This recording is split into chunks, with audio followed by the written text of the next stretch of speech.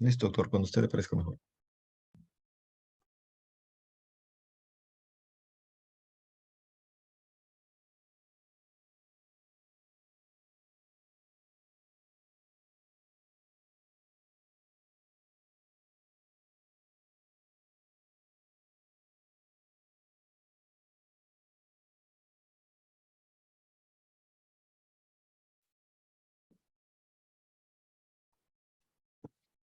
A ver, ya estamos. Intoxicación por benzodiazepinas. Entonces, ¿me escuchan bien? ¿Están viendo mi pantalla? Sí, sí, doctor. Bien.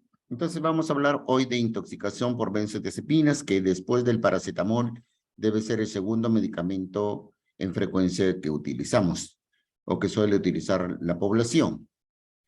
Pero así como el paracetamol tiene un antídoto, también los benzodiazepinas tienen su antídoto y eso es una ventaja respecto a otro tipo de medicamentos, otro tipo de tóxicos o venenos, como comentamos el día de ayer.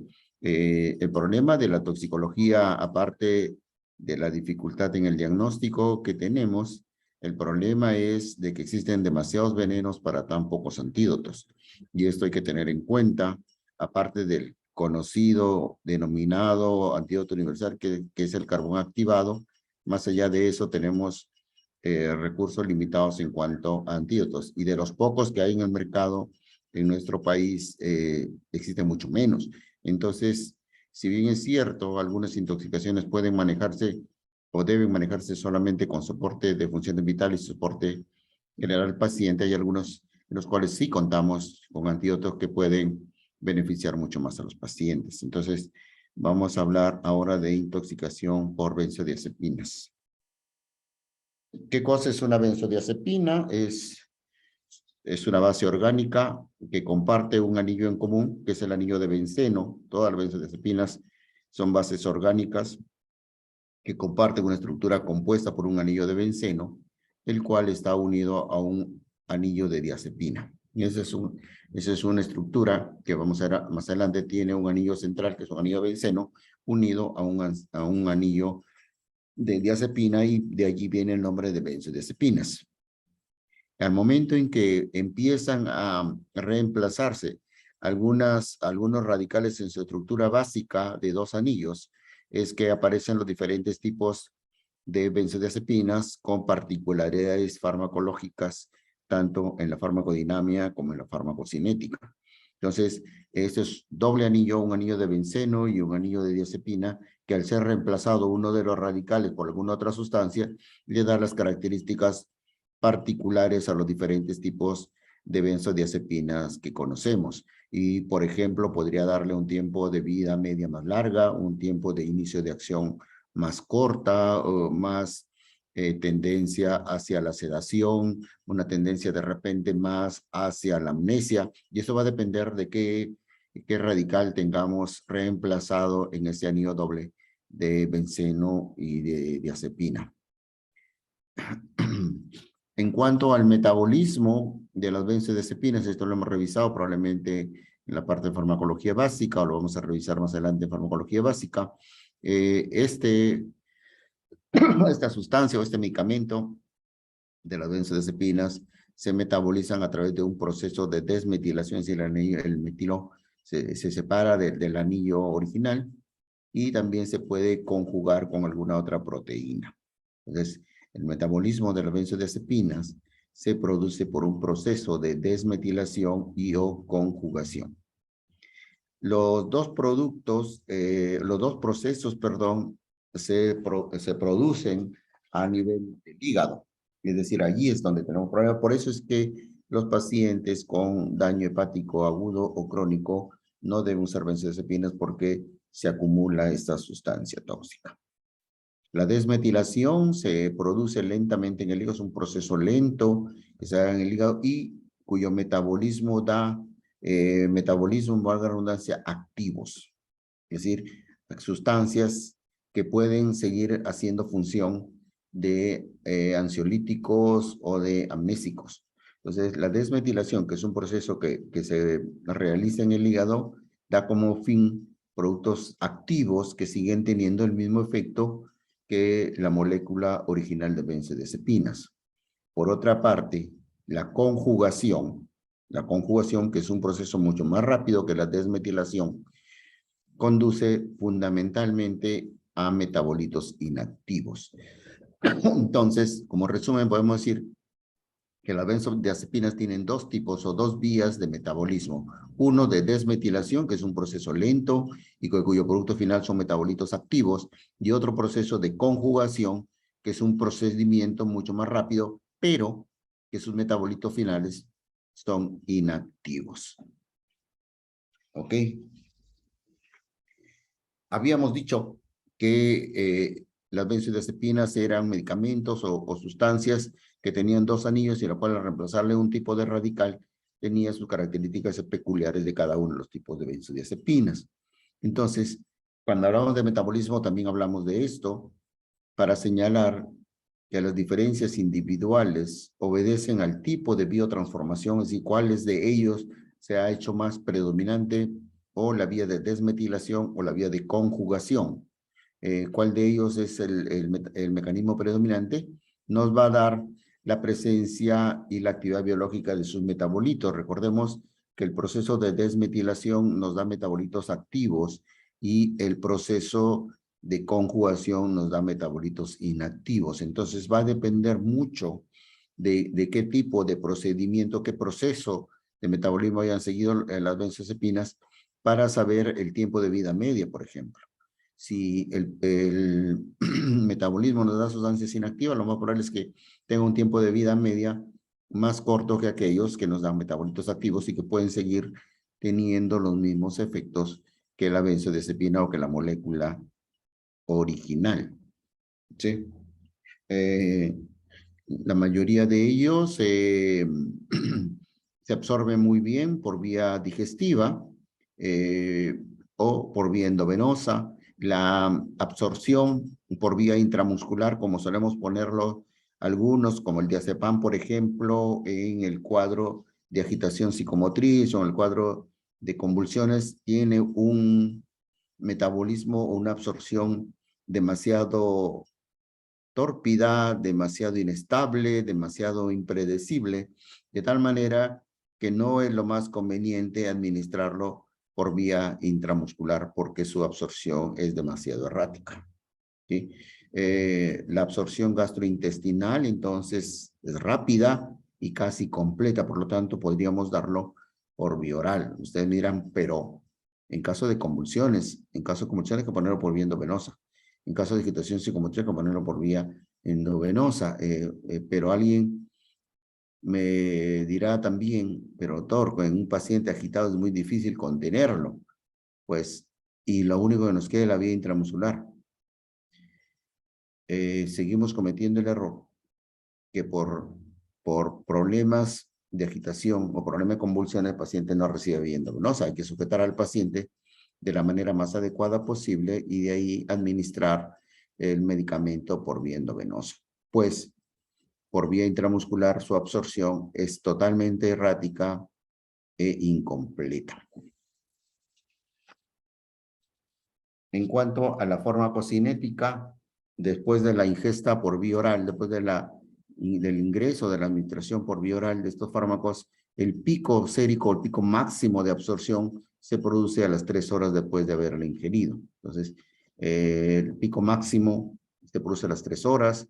La duración de su acción, como habíamos dicho, va a depender primero de qué radical reemplacemos en el doble anillo de benceno. Cualquiera de ellos nos va a dar un tiempo o un mecanismo de liposolubilidad, es decir, cuánto puede estar diluido en el tejido graso, y de eso va a depender el tiempo de acción. Si un paciente se absorbe muy bien o se fija muy bien al tejido graso, probablemente su tiempo de vida media va a ser mucho más largo que aquel que no se absorbe a nivel del tejido graso. Una vez que el fármaco ha sido absorbido en el tejido graso, lo que va a suceder después es que va a haber una liberación lenta y sostenida de los metabolitos o de la molécula básica. Por lo tanto, la acción farmacológica se va a prolongar por horas, incluso por días después de la administración por vía oral. Las drogas y sus metabolitos, la droga inicial, como por ejemplo el midazolam, que vamos a ver más adelante, y sus metabolitos activos que se producen por desmetilación, ¿sí? La droga y sus metabolitos activos se fijan a las proteínas plasmáticas en un porcentaje muy alto, entre 85 y 99%. Por lo tanto, recuerden ustedes que por farmacología, quienes producen efectos son los metabolitos libres, no los que están unidos a las proteínas. Por lo tanto, si esto se descompone, son los metabolitos activos los que van a formar parte importante de los efectos farmacológicos de estas sustancias. Esta es una imagen de una florcita, pero vamos a ver acá.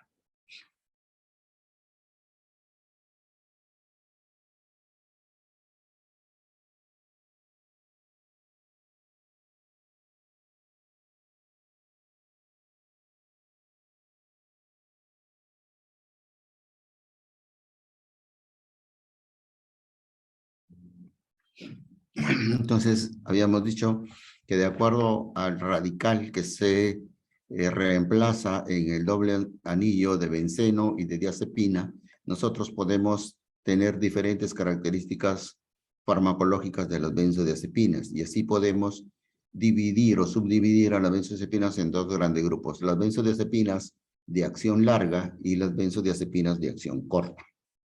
Por un lado, tenemos a las benzodiazepinas de acción larga, en las cuales las más importantes son el flurazepam, el diazepam, clobazam, bromazepam, que son lo que tenemos aquí en el mercado peruano. Dentro de ellos, el más conocido es el diazepam, que usamos todos nosotros en los cuadros de convulsivos agudos.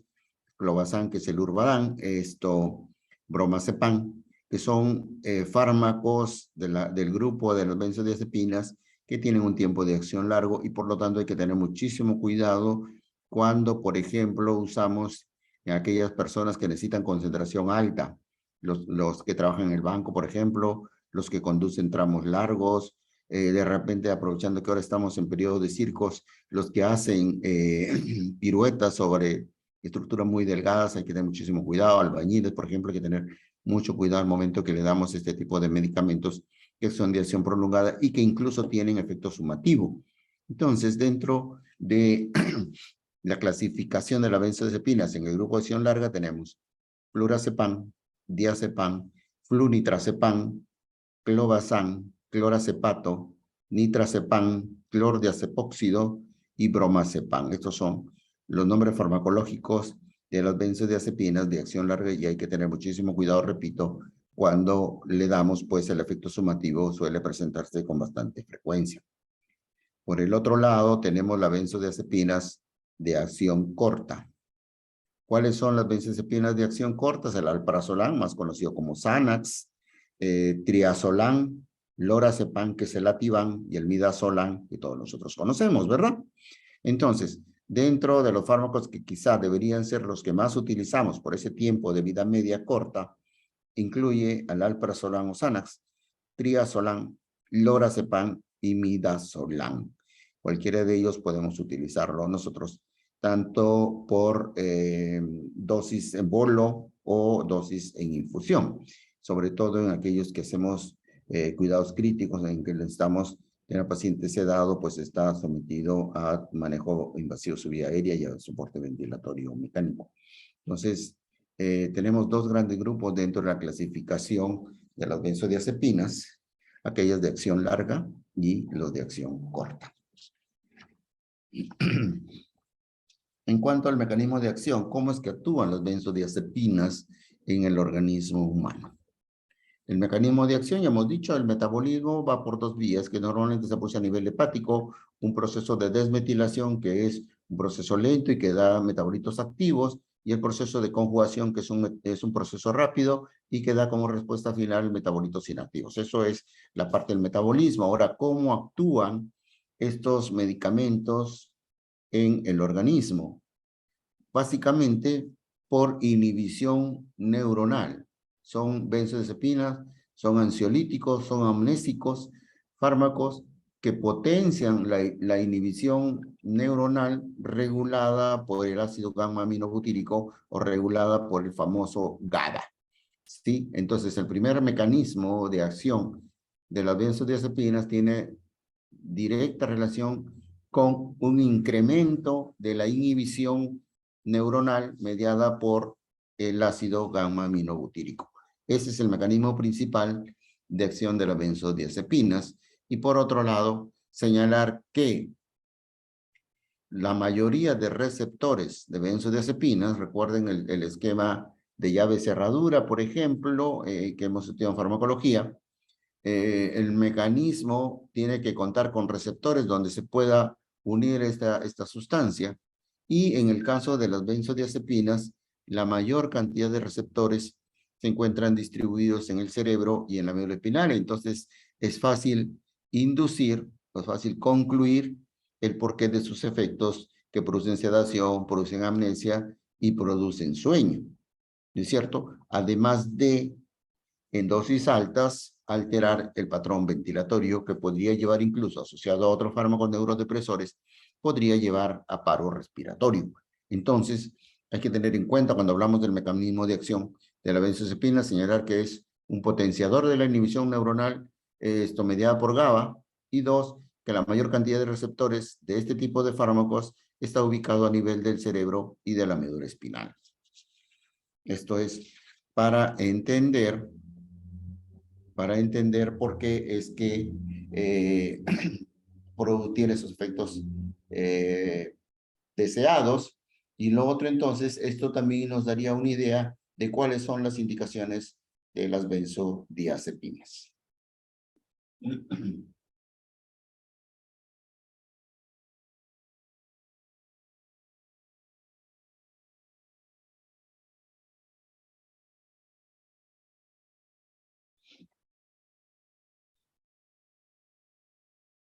Bien, entonces, ¿cuáles serían las indicaciones de las benzodiazepinas? Por un lado, el tratamiento de la ansiedad, son ansiolíticos, recordemos, y del insomnio. Aquellos pacientes que no pueden dormir, hay que darles benzodiazepinas. Por supuesto, cada paciente es un paciente especial, es un paciente individual y requiere que la dosis también sea individualizada. No todos debemos recibir lo mismo, no todos debemos recibir el mismo fármaco. La dosis en este caso tiene que ser individualizada, pues genera tolerancia física, ¿no es cierto?, psicológica. Entonces hay que tener muchísimo cuidado cuando uno receta benzodiazepinas. Por favor, en los viejitos es mucho más difícil recetar o encontrar la dosis ideal de las benzodiazepinas. Recordar las indicaciones: tratamiento de ansiedad e insomnio, inducción y mantención de la anestesia, hemos dicho en los pacientes críticamente enfermos, para mantenerlos sedados durante el proceso operatorio, ¿no es cierto? Los anestesiólogos utilizan con bastante frecuencia en la fase de inducción anestésica y en la fase del mantenimiento de la anestesia. Otro efecto benéfico de la benzodiazepinas es el uso como anticonvulsivante de los síndromes convulsivos agudos, por ejemplo, no en los crónicos, sino en el episodio agudo de convulsiones. Se debe usar, y también como relajante muscular o más claramente como un coadyuvante de la musculatura esquelética. Fíjense que muchos de nosotros le tienen miedo a los benzodiazepinas porque dice que se va a morir por paro respiratorio. ¿No es cierto? Por paro respiratorio, y esto no es así. ¿Sí? La muerte por sobredosis de benzodiazepinas es extremadamente rara. Lo único que va a suceder es que el paciente se va a dormir. Se va a dormir 12, 24, 48 horas, siempre y cuando no tenga asociado el uso de algún otro fármaco neurodepresor. ¿No es cierto? Porque si tiene asociado otra sustancia, ahí sí viene el problema. Pero el uso de benzodiazepinas por sí mismo, que ocasione muerte por sobredosis, es bastante raro. Y se necesita dosis altas. Fíjense que la ingestión de 2 gramos de diazepam, 2 gramos de diazepam, el diazepam viene 0.5, 2 gramos de diazepam, produce solamente toxicidad leve. Solamente toxicidad leve. Entonces se necesita una gran cantidad de medicamento para producir efectos colaterales. Ingestión de 2 gramos de diazepam produce toxicidad leve. La ampolla viene de 10 miligramos, fíjense, 10 miligramos, necesitaría 10, 20 ampollas que si alguien se ponga para producir efecto leve únicamente. El efecto se potencia, hemos dicho, en asociaciones con otros fármacos depresores del sistema nervioso central y, por supuesto, con el alcohol etílico, ¿no es cierto? La mayoría de intoxicaciones provocadas siempre van asociados a ingesta de alcohol, o casi siempre, para no hablar en términos tan severos.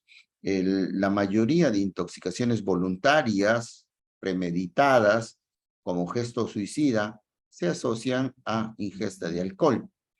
Pero, así como habíamos dicho, que los efectos adversos de las benzodiazepinas necesitan dosis altas para producir toxicidad leve, también hay que tener muchísimo cuidado cuando a la intoxicación o la sobredosis de benzodiazepinas se une algún fármaco neurodepresor, ¿no es cierto? Por ejemplo, los analgésicos, ¿no es cierto? Que podrían generar sumación de efectos y provocar alteraciones a nivel del patrón respiratorio.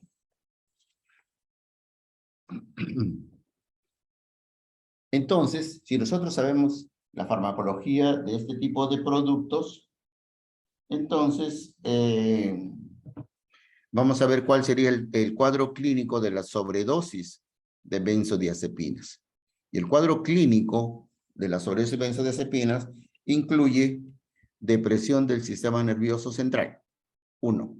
Recuerden ustedes que la mayor cantidad de receptores de las benzodiazepinas están ubicados a nivel cerebral y a nivel de médula espinal. Entonces, es fácil intuir que el cuadro clínico básicamente va a tener relación con depresión del sistema nervioso central. Otro de los efectos de la intoxicación por benzodiazepinas suele ser la ataxia, es decir, la marcha de borrachito, que va de un lado para otro, para adelante, para atrás, es el cuadro de ataxia. Puede generar hipertonía. Fíjense que eso podría ser un efecto totalmente diferente a lo que esperábamos. El paciente podría estar relajado, el paciente que está dormido está relajado, pero tiene un efecto contrario y produce contractura muscular. Hipertonía, el músculo se pone tenso. Puede haber coma en sobredosis. Ya si bien hemos dicho que se necesita dosis altas para producir efectos leves, también hemos señalado reiteradas veces que si está asociado a algún otro fármaco neurodepresor es fácil tener alteraciones de estado de conciencia. Por lo tanto, los pacientes podrían entrar a coma. Es lógico entender que el paciente hace hiporreflexia por su estado de conciencia alterada, ¿no es cierto? Y en algunos casos se han descrito disquinesias, hipotensión arterial y algunos otros cuadros cardiovasculares. Entonces, recordemos, en el caso de las benzodiazepinas, el cuadro clínico incluye depresión del sistema nervioso central desde el estado de sopor hasta el estado de coma, ataxia, esto marcha zigzagueante, hipertonía, coma, hiporreflexia, en algunos casos disquinesias e incluso hipotensión arterial dentro del cuadro clínico.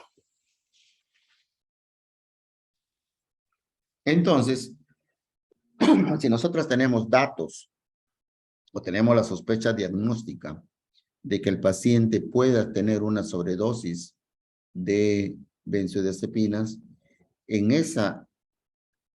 recordando la clase del día de ayer de toxicología analítica, en el cual decíamos que las muestras pueden ser básicamente orina, sangre y jugo gástrico, en ese orden, orina, sangre y jugo gástrico, y también podría ser humor vítreo y también podría ser cualquier otro líquido, pero básicamente orina, sangre y jugo gástrico.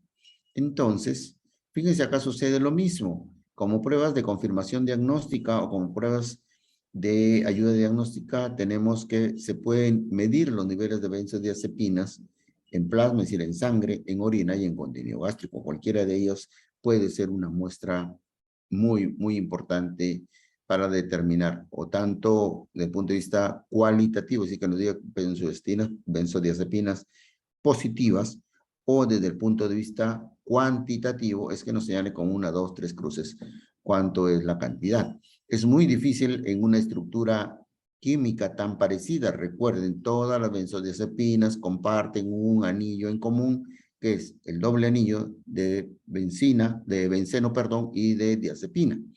Entonces es muy difícil diferenciar si fue alprazolam, si fue midazolam, si fue lorazepam, si fue activan, si fue bromazepam. Es muy difícil. Solamente el laboratorio nos va a decir, tiene benzodiazepinas y en un porcentaje 1, 2, 3 o 4 cruces. Si tuviésemos un laboratorio más específico, probablemente nos diría la cantidad, la concentración en miligramos por decilitro, pero es muy difícil que nos digan qué tipo de diazepina o de benzodiazepinas ha ingerido el paciente porque no tiene mayor significancia clínica. Quizá la única significancia que podríamos encontrarle al saber el nombre específico del fármaco es si está dentro del grupo de medicamentos de acción larga o de acción corta. Eso nos daría una idea de cuánto tiempo podemos esperar para que el metabolismo de desmetilación o de conjugación se haga presente en el organismo de esta persona. Ahí sí. Entonces, abajito dice lo que hemos estado comentando. Dice, la valoración cuantitativa nos puede informar de la presencia o ausencia del fármaco, que es lo que hemos dicho. Una cruz, 2 cruces de benzodiazepinas. La valoración cuantitativa nos puede informar de la presencia o ausencia del fármaco, pero no tiene interés pronóstico ni evolutivo. O sea, el hecho de que tenga 1, 2, 3, 4, 5 cruces nos ayuda mucho, sí, nos ayuda a predecir cuánto tiempo podría estar el paciente somnoliento o dormido, pero que en el pronóstico recordemos que tiene que ver con la cantidad que uno ha ingerido o con la asociación con otros fármacos neurodepresores. No ayuda mucho el hecho de conocer, por ejemplo, qué tipo de benzodiazepina estamos enfrentando.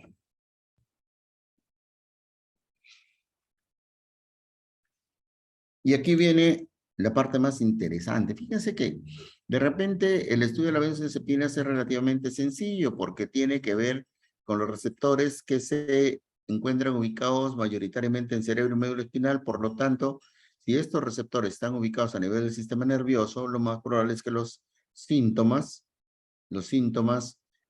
se presenten a ese nivel. Somnolencia, ataxia, coma, trastorno sensorio, ¿no es cierto? Se presenten a ese nivel. Y si hay un incremento, podrías alterar, por ejemplo, el centro respiratorio de los pacientes, ¿no es cierto? Sobre todo en aquellos que tienen asociados la ingesta de un medicamento neurodepresor. Pero, entonces sería relativamente sencillo. El problema es que en el caso de las intoxicaciones, sobre todo cuando son voluntarias o premeditadas o como gesto suicida, el paciente que ha ingerido este tipo de sustancias normalmente lo hace cuando está solo y lo hace bajo efecto de alguna otra sustancia. Y lo que tiene a la mano, el medicamento, trata de esconderlo, el producto, para no saber qué cosa se ha tomado. Y lo otro es de que el paciente que tiene una sobredosis de benzodiazepinas llega en estado de coma al hospital con alteraciones de repente del patrón ventilatorio. Y entonces es muy difícil obtener la anamnesis, es muy difícil de obtener una buena historia clínica, es muy difícil hacer un buen examen clínico. Por lo tanto, seguimos hablando lo mismo que ayer, que el diagnóstico en el caso de toxicología y envenenamiento sigue teniendo un altísimo grado de sospecha. En cuanto al tratamiento, el aspecto más importante del tratamiento son las medidas de soporte, es decir, el ABCD. ABCD, vía aérea, ventilación, circulación, déficit neurológico y exposición, ¿no es cierto? El manejo del ABCDE como medida de soporte inicial son básicas y fundamentales en todo tipo de pacientes críticos y más en esta situación de pacientes con sobredosis de fármacos. Afortunadamente, esta intoxicación por benzodiazepinas, como habíamos dicho al inicio, tiene antídoto. Tiene un antídoto y la Academia Americana de Medicina tiene un esquema para manejar el trastorno del sensorio, para manejar las convulsiones, que incluye a diferentes fármacos. Lo primero que se sospecha en estos casos es hipoglicemia, es lo primero que hay que sospechar el paciente con trastorno del sensorio. ¿Por qué? Porque la hipoglicemia mata. Recordemos que nosotros los seres humanos no producimos glucosa si es que no recibimos el sustrato del exterior, ¿no es cierto? Podemos estar convulsionando, puede haber un poco de hipoxia, pero más allá de eso no. Pero la hipoglicemia sí. La hipoglicemia puede matar a una persona o puede dejarle secuelas severas. Entonces, lo primero que se nos debe venir a la cabeza cuando tenemos un paciente con trastorno del sensorio es que probablemente pueda tratarse de una hipoglicemia. Y esto es muy sencillo de demostrar o de descartar. Hacerle un hemoglucotest en la misma sala de urgencia, que tarda no más allá de 30 segundos, y descartar o confirmar la hipoglicemia. Si esta se presentase, ya saben, hay que ponerle 25 a 50 gramos de glucosa, ¿no es cierto? Y el paciente recupera su estado de conciencia de manera muy, muy rápida. El otro producto que se utiliza es la tiamina o vitamina B, sobre todo en aquellos pacientes con alcoholismo crónico. Siempre hay que descartar primero hipoglicemia o con enfermedad hepática crónica, ¿no es cierto? Ahí sí se puede utilizar tiamina. Y finalmente, es que ya hemos descartado hipoglicemia, que hemos descartado enfermedad hepática crónica, debemos de pensar en una sobredosis de benzodiazepinas, sobre todo en personas jóvenes, son personas que vienen ingiriendo este tipo de fármacos. Entonces, ya allí sí, como tercera alternativa, podemos utilizar el antídoto específico de la sobredosis de benzodiazepinas, que es la naloxona. ¿Ok? La naloxona debería estar presente en todas las farmacias de los hospitales, en todos los botiquines, los servicios de emergencia, pues es el antídoto específico de las benzodiazepinas, que repito, es el segundo fármaco más importante en sobredosis después del paracetamol. Muy bien. La naloxona es el antídoto de los opiáceos. O sea, los americanos dicen hipoglicemia, enfermedad hepática y opiáceos. Esos son los tres primeros casos que se le vienen a la cabeza. Y como cuarta posibilidad diagnóstica, según el Colegio Americano de Medicina, es la intoxicación por benzodiazepinas, que también tiene su antídoto, que es el flumazenilo. Entonces, la glucosa se maneja para la hipoglicemia, la tiamina para los pacientes hepáticos crónicos, la naloxona para una sospecha de sobredosis de opiáceos y finalmente el flumazenilo, que es el antídoto específico de las benzodiazepinas. Otra de las medidas para el tratamiento es el vaciamiento gástrico. Se puede hacer lavado gástrico siempre y cuando no hayan pasado más de 4 horas de la ingesta. Administrar carbón activado, 1 gramo por kilogramo de peso. No está indicada la diálisis, así que podemos usar carbón activado, que es el antídoto universal. Ponerle una sonda nasogástrica y hacer lavado gástrico agresivo siempre y cuando no hayan pasado más de 3 o 4 horas. Y el antídoto que hemos hablado, que es el flumazenilo, que fíjense que es una diazepina, es algo similar a ellos, que compite por el sitio receptor. Son tan parecidos que compiten por el mismo receptor. Entonces, el flumazenilo ocupa los receptores que podrían hacer uso de las benzodiazepinas. De esta manera evita que haga efectos en la molécula original de benzodiazepina, ¿cierto? Es una imidazodiazepina que de manera competitiva, inhibiendo los receptores de benzodiazepinas, revirtiendo los efectos sedantes y ansiolíticos, pero que no produce depresión respiratoria. Y esto es la ventaja de este tipo de fármaco. La dosis está ahí, es conocido como la Nexate. Se recomienda usar 0.2 miligramos endovenoso durante 30 segundos, luego 0.3, luego 0.5. Si el paciente despierta, pero un tanto somnoliento, podemos usar 0.1 miligramo por hora por vía endovenosa. Si esto regresa. Normalmente los pacientes intoxicados por benzodiazepinas responden de manera maravillosa a la primera o segunda dosis de flumazenilo. Bien, pero como toda benzodiazepina puede tener efectos colaterales, por eso es que no se debe usar, por ejemplo, en los pacientes que consumen de manera crónica. Por ejemplo, los pacientes con convulsiones que toman benzodiazepinas de manera crónica, no se debe usar el flumazenilo. Pacientes ancianos, por ejemplo, que usan mucho tiempo benzodiazepinas tampoco, porque puede desencadenar síndrome de abstinencia.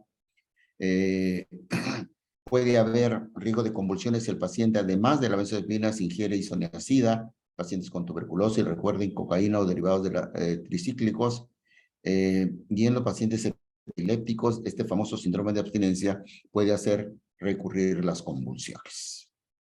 Este es un mensaje que ahora no tiene importancia, se lo voy a pasar ahora, y muchas gracias en esta primera parte. Me gustaría saber, por favor, si tienen alguna pregunta.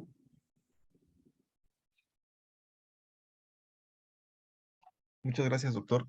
Sí, si alguien tiene alguna pregunta, en lo que el doctor prepara la siguiente parte de su ponencia, alguien puede hacerlo por el chat o encender su micrófono y hacerla directamente. Doctor, buenas tardes. Una consulta y referente a lo que, por ejemplo, cuando estamos en el servicio rural, donde quizás pues no tenemos a la mano, ¿no? Lo que es el flumacenilo, ¿sería solo darle soporte vital hasta poder referir o qué más podríamos hacer? Por ejemplo, Muy en lo bien. que es el lavado gástrico, refieren que hasta las 2 a 3 horas nada más creo que podemos realizarlo, ¿verdad?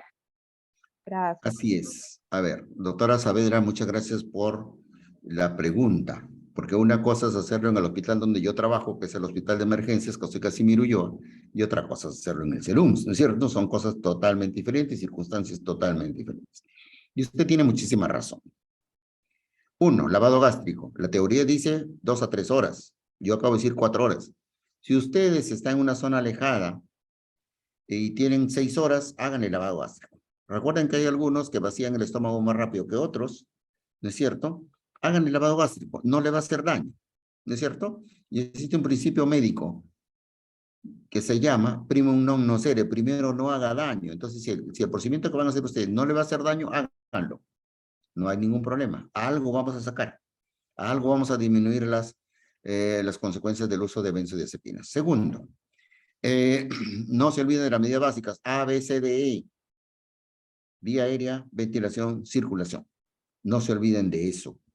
Tercero, si ustedes tienen el tipo de producto que se ha ingerido la persona y conocen si es una de vida larga o vida corta, díganlo a los familiares, miren, lo que va a suceder, lo peor que puede suceder es que esta persona va a dormir 4, 5, 6, 12 horas. No le va a pasar nada. Hay que estarlo vigilando solamente, que no vaya a vomitar, que no se vaya a aspirar, que no vaya a colgar la cabeza, no es cierto porque va a estar relajada, pero el metabolismo propio del organismo en 4, 6 o 12 horas va a lograr que el paciente se mejore porque están en el SERUMS, disculpando la expresión, en la punta del cerro, que no va a haber forma de llevarlo a un establecimiento cercano, pues obsérvenlo con la seguridad de que no va a pasar mayor cosa. Pero hagan una buena análisis, por favor. Tercero, carbón activado. El carbón activado debería estar en todos los establecimientos de salud, desde el más básico hasta el más avanzado. Nosotros tenemos. ¿No es cierto? Por ahí dicen algunos que se puede quemar panes, que con la finalidad de obtener carbón no tiene el mismo efecto, pero sí exijan tener carbón activado a dosis de 1 gramo por kilogramo de peso y en los niños 0.5 gramos por kilogramo de peso. Si no tenemos antídoto, hagan eso, lavado gástrico, ABCDE y carbón activado, ¿sí? Muchas gracias, doctor.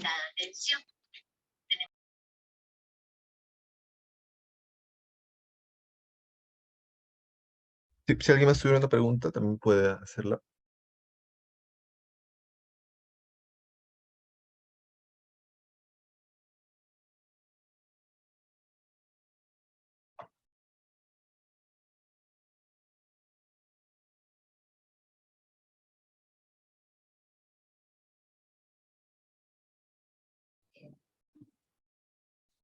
¿Seguimos? Sí, doctor, podemos continuar. Muy bien, vamos a compartir el otro. Nos quedan 20 minutos. Si desea, puede extenderse un poco más, doctor. No se preocupe. Hay tiempo. Ujú. Para ustedes, pero no para mí, pues. Está bien, doctor. Fíjense que este es un medicamento que apareció justamente con la juventud. De estos jóvenes benditos como ustedes que hacen cada vez cosas alejadas de la realidad. Aparece en Colombia hace varios años. Nosotros tuvimos un primer caso en Casimiro y yo en un verano del año 2007 más o menos. Sí, más o menos por ahí. Una chica que venía de la playa del sur con un cuadro de hipertermia y con deshidratación severa, una chica japonesa, que lamentablemente se nos unió porque no sabíamos de qué se trataba. Luego estudiamos y era una intoxicación por éxtasis. Éxtasis es una pastillita que la venden así como está acá, fíjense, carita feliz, una E de €1, un angelito, y así vienen, y eso va a depender de lo que, del efecto que quieras conseguir cuando consumes estas sustancias. Entonces vamos a hablar de esto, del éxtasis. Y estas son las famosas fiestas rap, ¿no es cierto? Fiestas electrónicas, fiestas rap, que se puso muy de moda a finales de los años 90, inicio de los años 2000, ¿no es cierto? Yo siempre menciono cada vez que hago esta clase y les digo, recuerden, y seguramente ustedes estaban en esa época, ustedes deben estar por los 18, 20, 22 años más o menos, y había las famosas fiestas para chicos de colegio que se llamaban las chicotecas. Las chicotecas eran discotecas para colegiales, cuya razón fundamental de su publicidad era que no se vendía alcohol, solamente agua. Decía, acá no se vende alcohol, se vende solamente agua. Pero el agua era demasiado caro. ¿Y por qué? Porque estas sustancias producían deshidratación y una sed tremenda. Por lo tanto, todo el mundo buscaba agua. Y por eso el agua era bastante caro en estas chicotecas. Afortunadamente fueron cerradas. Una de las más famosas era el que se ubicó en la Plaza San Miguel por esos años y que afortunadamente y gracias a Dios se cerró. ¿Sí? Estas son las famosas fiestas rap. Muy bien.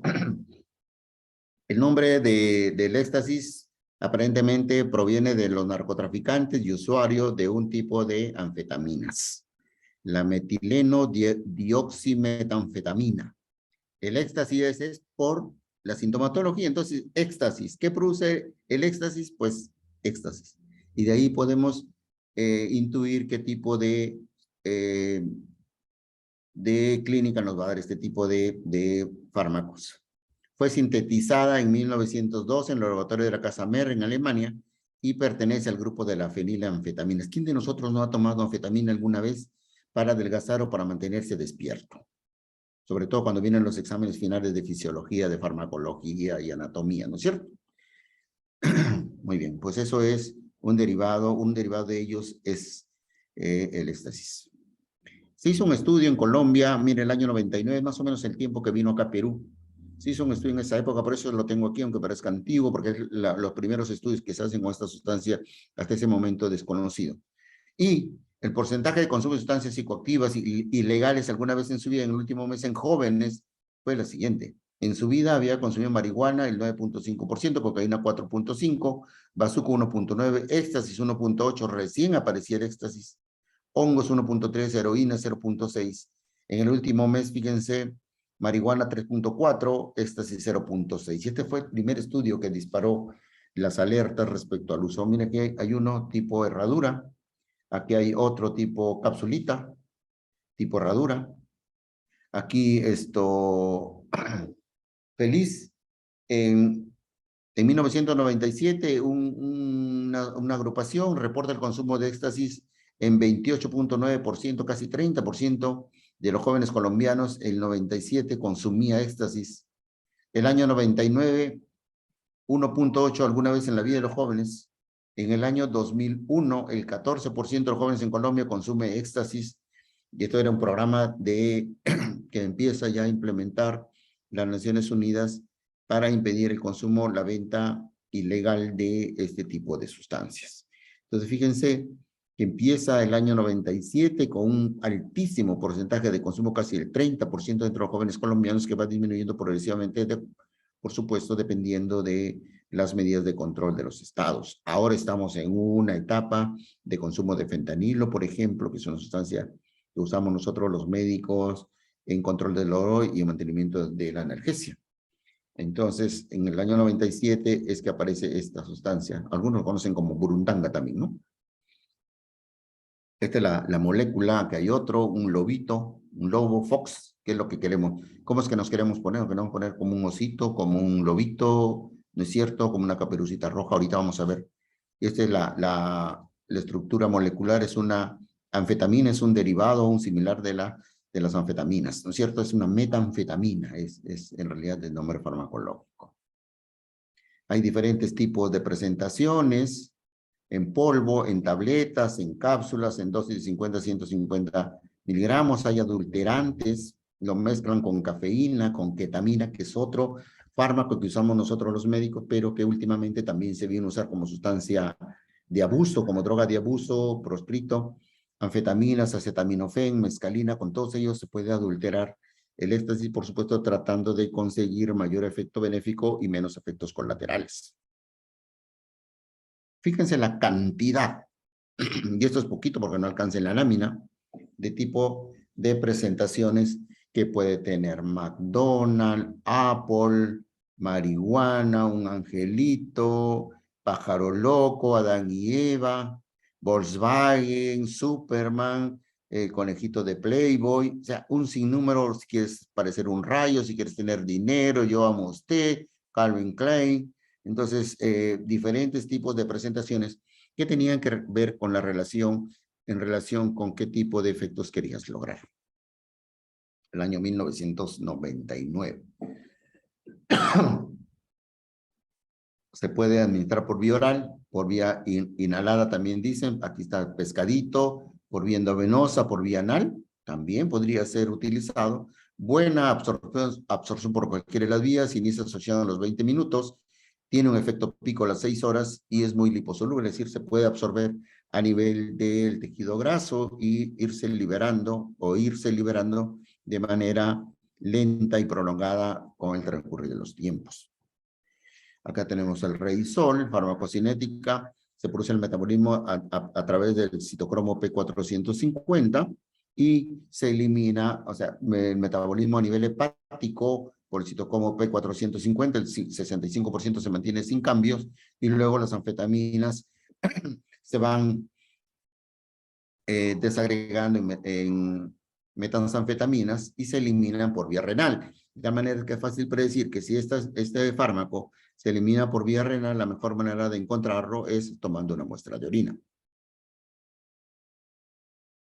El mecanismo de acción, como es una anfetamina, recuerden las anfetaminas producen aceleración de todo el sistema, aquí hay una estrellita también, otra forma de presentación, estimula las vías adrenérgicas, dopaminérgicas y serotoninérgicas en el sistema nervioso central, el sistema nervioso periférico, produce hambre, sueño, incremento de la sexualidad, conducta agresiva, incremento de la temperatura. Por eso es que estos pacientes cuando bailaban en estas fiestas rap, incrementaban su temperatura, sudaban, se deshidrataban y tenían sed.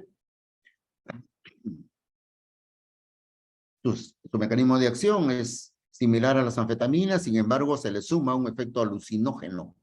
Por eso es que de repente tuvo buena cabida, pero también tuvo una caída espectacular, de tal manera que ahora muy poco se utiliza, porque han aparecido otras drogas, tipo ketamina, tipo fentanilo, que no está proscrito su venta. Fentanilo y ketamina no lo puede encontrar en la farmacia en un hospital y lo consume fácilmente. Además, puede instalarse un laboratorio donde produzca estos fármacos y como son fármacos, medicamentos, digamos así, puedes producir la cantidad que quieras.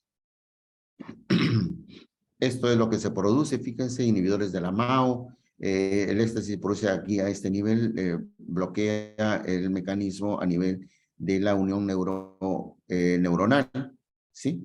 Entonces aquí es donde se producen los efectos colaterales.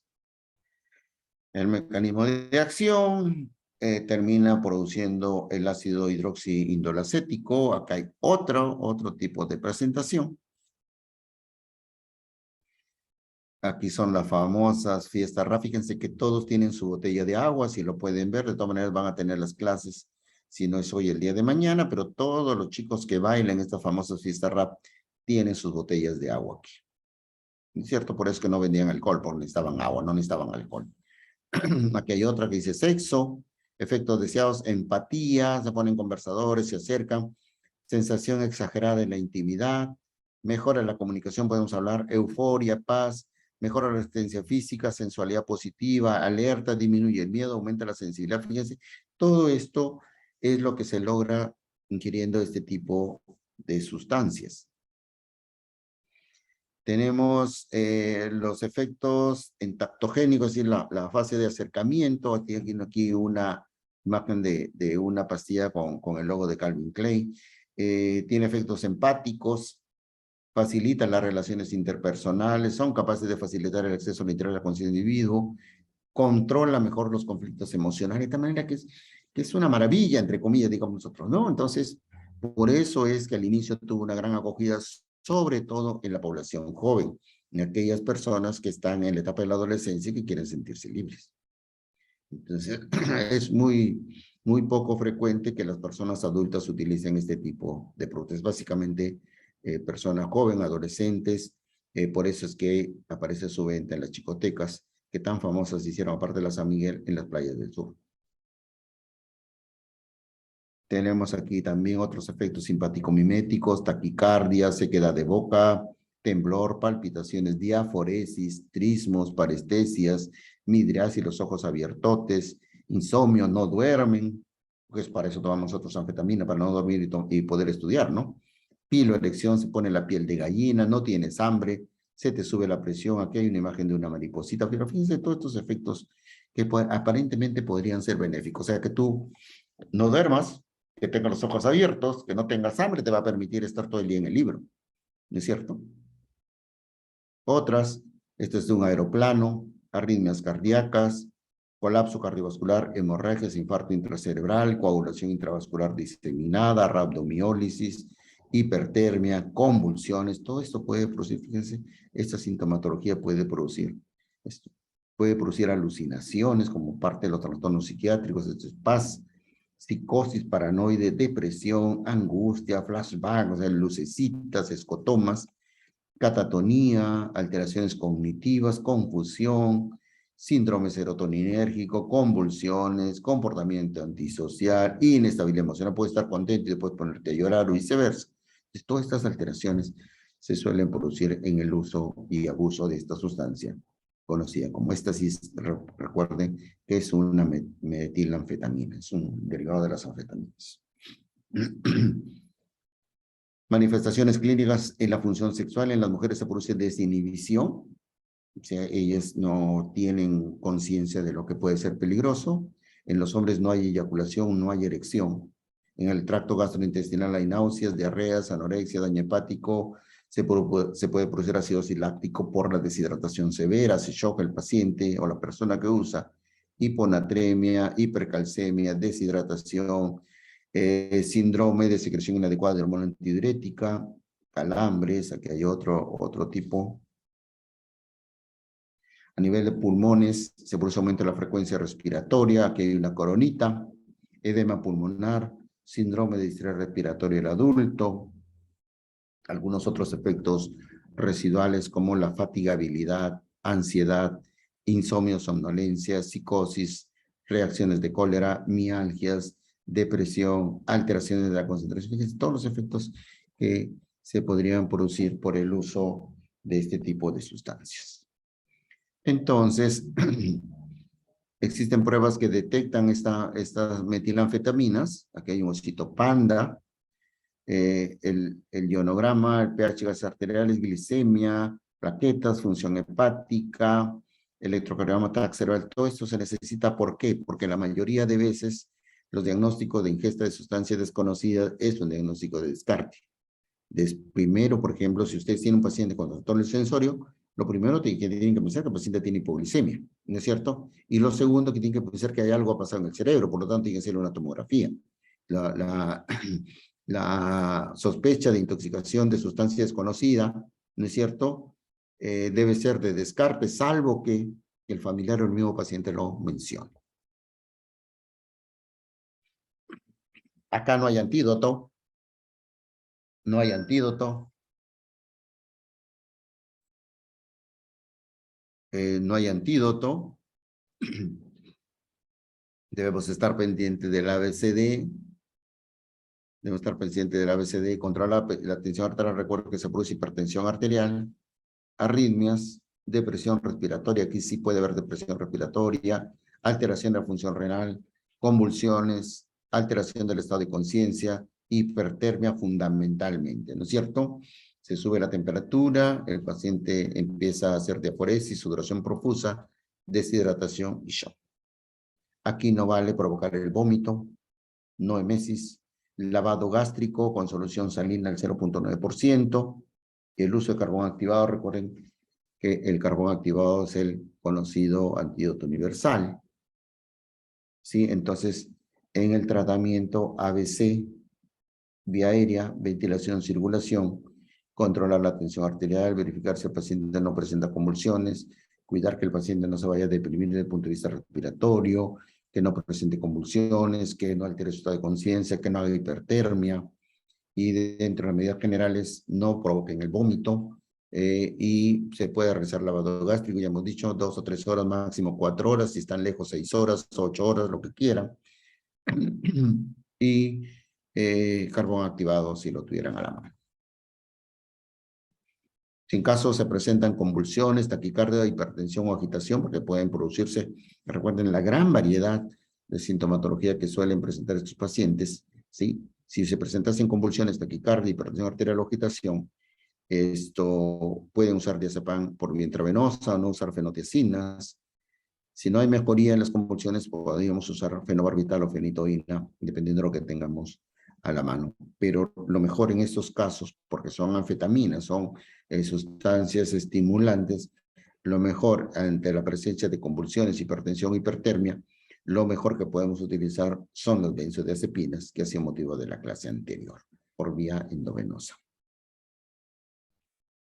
Si el paciente se presenta con hipotensión arterial, vamos a iniciar líquidos intravenosos. Si sigue con hipotensión, podemos usar dopamina. Y en caso de hipertensión arterial que no cede a las benzodiazepinas, podemos usar nitrocruciato de sodio. Pero recuerden, la mayoría de sintomatología en este tipo de pacientes responden a las benzodiazepinas por vía endovenosa. Así que si ustedes tienen un cuadro de convulsiones, de hipertensión, de hipertermia, de taquicardia, ¿no es cierto? En este paciente y tienen la sospecha de que el paciente ha podido ingerir éxtasis, lo que tenemos que hacer es hacer uso de las benzodiazepinas por vía endovenosa. ¿Ok? Entonces, por ahí hay que ir viendo que podríamos decir que el antídoto de estas sustancias suelen ser las benzodiazepinas. Podríamos. No es específico, pero sí es uno de los fármacos que solemos usar. En caso de hipertermia, este es el agente 007. Reposo, ubicar al paciente en un lugar frío, agua fría, porque estos pacientes hacen 40, 41, 42 grados de temperatura. Hay que ubicar al paciente en un lugar frío, hay que poner agua fría, intubarlo, lavado gástrico con solución salina helada, dantroleno, que es el fármaco, el antídoto o el fármaco utilizado en la hipertermia maligna, también se puede hacer uso. En algunos hospitales hay dantrolene o dantroleno, como dicen algunos. En caso de arritmias supraventriculares, taquicardia, que es lo que más se produce, diazepam, sino cardioversión, ¿no es cierto? Pero si el paciente está estable, podemos usar diazepam, podemos usar esmolol, podemos usar calcio antagonistas, cualquiera de ellos es bueno. Pero si el paciente está demasiado inestable, lo mejor es cardiovertir. Acá hay otro con el sello de Armani. Si el paciente hace fibrilación o taquicardia ventricular, podemos usar lidocaína, podemos usar amiodarona, cualquiera de ellos si es que este sujeto se tomó aquí un McDonald's. En caso de rhabdomiólisis, recuerden que acá puede haber contracturas musculares severas, ¿no es cierto? Convulsiones, por ejemplo, y eso puede producir alteraciones a nivel muscular que pueda llevar a rhabdomiólisis, es decir, destrucción de las fibras musculares y formación de productos que hagan taponamiento renal, insuficiencia renal. En estos casos lo que hay que hacer es hidratar adecuadamente al paciente. Por eso es que les decía temprano que lo que se argumentaba era que los chicos solamente tomaban agua y ahora ustedes conocen la razón de por qué se tomaba agua. En caso de hiponatremia severa, nuevamente el paciente es deshidratado, hay que ponernos solución salina al 9%. Y si el paciente no está deshidratado, también se puede usar solución salina. Fíjense que la mayoría de los efectos terapéuticos versa sobre la deshidratación. Abuso y dependencia, tolerancia a los efectos positivos, o sea, toleran las cosas buenas, no toleran las cosas malas. Esta es una pastillita de Superman. Hay consumo crónico, pero no genera dependencia. Efectos positivos a menor edad. A menor edad producen mejores efectos, entre comillas. Mientras más viejos seamos, menos efectos tenemos. No se sabe si produce síndrome de abstinencia, pero nos puede llevar a la muerte. Nos puede llevar a la muerte en caso de falla cardíaca por fibrilación ventricular. Recuerden que las arritmias cardíacas se producen en ese tipo de pacientes. Habíamos dicho taquicardia supraventricular, habíamos dicho taquicardia ventricular sin pulso, fibrilación ventricular, puede provocar infarto o miocardio, puede provocar enfermedad vascular cerebral, o puede morirse también por rabdomiólisis, taponemia renal, insuficiencia renal aguda y muerte. Bien, ahora sí. Pregunten, por favor. Muchas gracias, doctor. Sí, si alguien tiene alguna pregunta, puede escribirla o encender su micro y hacerla directamente.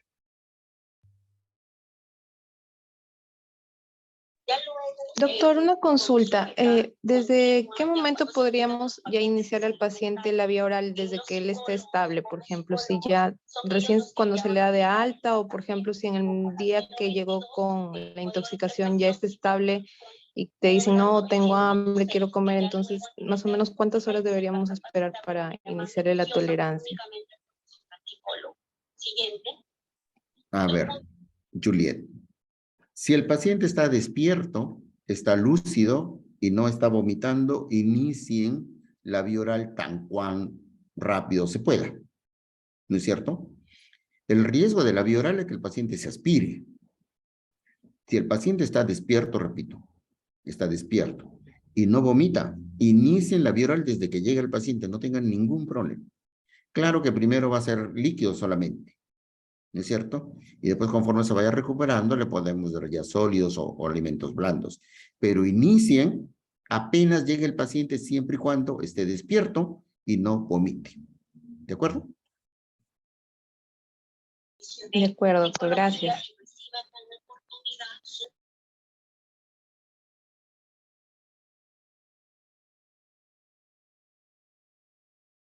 Sí, si alguien más tuviera alguna otra pregunta,